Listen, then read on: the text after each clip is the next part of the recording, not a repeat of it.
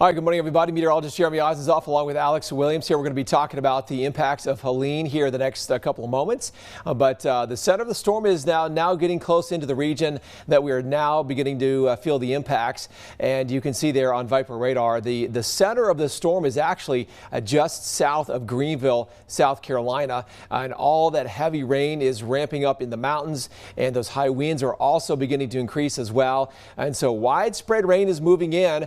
We've got a tropical storm Helene now, and winds at about 70 miles per hour. So again, the worst of the weather is coming in now through midday today. So it looks like our weather conditions are going to worsen exponentially here for the next couple of hours.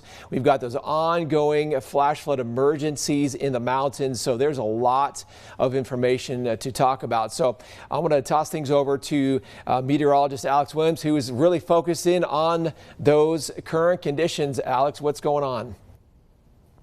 Yeah, Jeremy, we have seen quite a bit of flooding, unfortunately, across western North Carolina. This was all anticipated, of course. We said with the rainfall that we had with the stalled out front, that dumped tremendous amounts of rainfall. Now we're getting the tropical rainfall on top of that. And of course, tropical systems, very efficient rainfall producers. So we're seeing multiple flash flood emergencies. That's what those flashing blue boxes are. This means that flash flooding is occurring. Imminent occurring. People are being rescued from their houses, from roads. Roads are all flooded across much of western North Carolina. Just a very, very bad scene there. Now here across the Tri-Cities, it was dry a lot this morning. We started off with a strong southeasterly wind. That is what we call downsloping wind. And so just like it eats away the snow in the wintertime, it's eating away a lot of the rainfall. And so now we've switched to more of a northeasterly wind as we're watching that center of circulation still to our south moving north. Most of the heavy rain this morning has been across much of the plateau and towards the Chattanooga area and up across the Tri-Cities. We've stayed dry. That is changing, of course, now with some of those conditions that we're dealing with here. And so Jeremy, if you could go ahead and get that panel on there as well. We'll track some more of that. But yeah, like you said, Jeremy, lots of flash flood emergencies going on across the Carolinas this morning.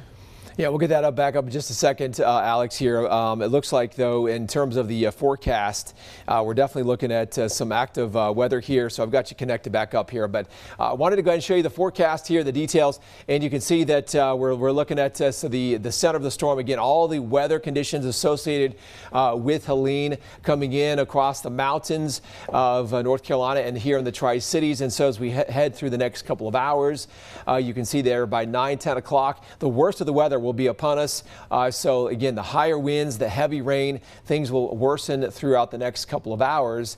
So between now and lunchtime, it's probably best to stay off the roads and try to just stay home, stay safe, and no need to be out there traveling around the region with the tropical system moving through a mountainous area that has already seen heavy amounts of rain.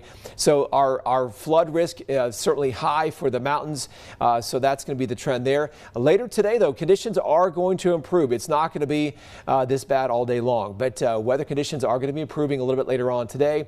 But in terms of the amount of rain we're expecting, you can see there the reds, the oranges in North Carolina. That's another several inches of rain. So several inches likely. Of course, as we just mentioned, there are flash flood emergencies in those same areas. From Boone to Burnsville, back to Asheville, flooding likely in those areas. It looks like the flood risk will be much less here in the Tri-Cities. We still could see some flooding, but the amount of rainfall will be a lot less, and so therefore the risk for flooding will be a lot less as well. But there's a wind speed. The winds will continue to increase throughout the morning, and so we've seen some wind gusts as high as 70-80 miles per hour in the mountains, and because of that high wind risk, the entire region is under a high wind warning for the entire region through the day today. So we're really talking about wind gusts as high as 50-60 in the Tri-Cities.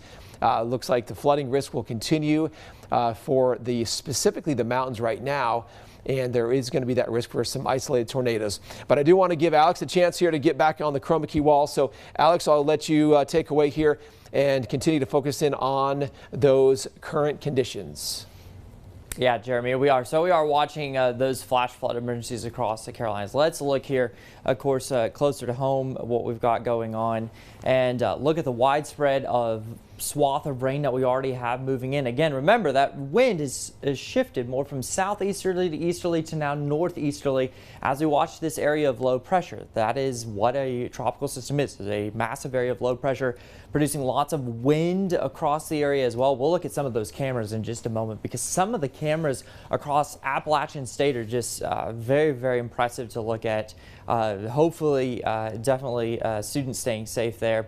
And lots of flooding going on. I mean, these flashing blue boxes, unfortunately, there's flash flood emergencies, but on top of that, trees are coming down because of the strong winds. And I think that's something that Tri-Cities is going to have to watch out for as we go through the next couple of hours. So again, just looking at the rain swath already starting to move in, very heavy rain across much of the entire Tri-Cities this morning, and especially across parts of Johnson County without power this morning. A lot of customers waking up without power. We'll check in on some of those power outages in just a moment here with Jeremy, but we have been looking at very, very heavy rain moving across the area. Thankfully, not seeing too many flash flood warnings right now, but you can see this does include portions of Washington County, southern Washington County.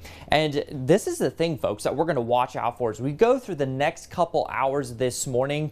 We are going to see that heavy rain come in, and it's not going to take much to see those flash flood warnings start to pop up because we have a super saturated subsoil right now. And so the soil that's holding all of the trees is very loose because of all of the rain that we've had the last couple of days. So now as the wind comes through, the concern, of course, is those trees are going to be toppled over. And that's what we're going to have to watch out for as we go through the next several hours as we start getting into some of the maybe these tropical storm force wind gusts and up over that. Even in Banner Elk this morning, we've already seen wind gusts reported of close to 80 miles an hour. So we've seen lots of those being reported. Flood warning, that is for river flooding, and that goes until about just before 8 o'clock this morning for Washington County. It does include portions of Unicoi as well, and southern Greene County also included in that. And again, this flood warning rather. And so when you see flood warning on there, that's river flooding. Flash flood warning is going to be, of course, where we're seeing roads starting to be overcome by water, low-lying areas starting to be overcome by water as well. So that's what we're continuing to look at this morning with all of this copious amounts of heavy rainfall. In fact, I can give you some estimates here according to radar on what we've been dealing with. So this is the last hour. And again, it's been fairly dry, but look here towards the Burnsville area up into western North Carolina. And even over the last hour, last 30 minutes, look at how these rainfall totals are starting to add up. If we want to get an estimate of what some of those rainfall totals are, we can do so. And about an inch. That's in the last hour, an inch an hour. Those are some tremendous rainfall rates. And again, it's because we're dealing with this tropical system. I do want to also show you some of the wind that we're dealing with here. And so you can see some of these bright colors. These are going to be some very strong winds. And so, of course, as we go up into the western North Carolina mountains, we're going to be up higher in elevation, so we're going to start picking up on some of those wind gusts. But just to give you a little bit of an estimate here, you can get these. Now, keep in mind, we're way up in the atmosphere here. So about 5,000 feet off the ground, thereabouts, and even higher. You can see that getting into 104 miles an hour. And I can't see that reading right now. We'll see if Jeremy can give us an idea of elevation here. Yeah, elevation's about, well, you're up in elevation now, Alex. You've got elevation about 10 or 15,000 feet there, but it's pretty high. But yeah, no doubt some high winds certainly being impacting. So really, the bottom line is we've got those high winds that are going to continue to settle into the region here today, and that's going to lead to some power outages. So we've got the power outages so far, not seen a significant amount, but you can see there in Mitchell County, over 4,000 or 5,000 customers without power. There's been a lot of reports of trees down, power loss, and that sort of thing as well. So that's certainly something we'll be watching, and that's just the impact of the wind and the rain. All right, so we've had a culmination of heavy rain the last couple of days. Now we're seeing the high winds and heavy rain on top of what we've already seen, and so those conditions are perfect for some damage. So these are the things we're watching out for. We want you to be aware at home, and so we're tracking Helene for you here on our website at WJHL.com, and we'll continue to track these weather conditions throughout the morning until the threat ends here today. So we appreciate you watching us here on JHL.com. We'll continue to have updates on air and online throughout the day, but the bottom line is stay safe, stay home, and stay safe. We'll bring you updates as necessary throughout the rest of the day.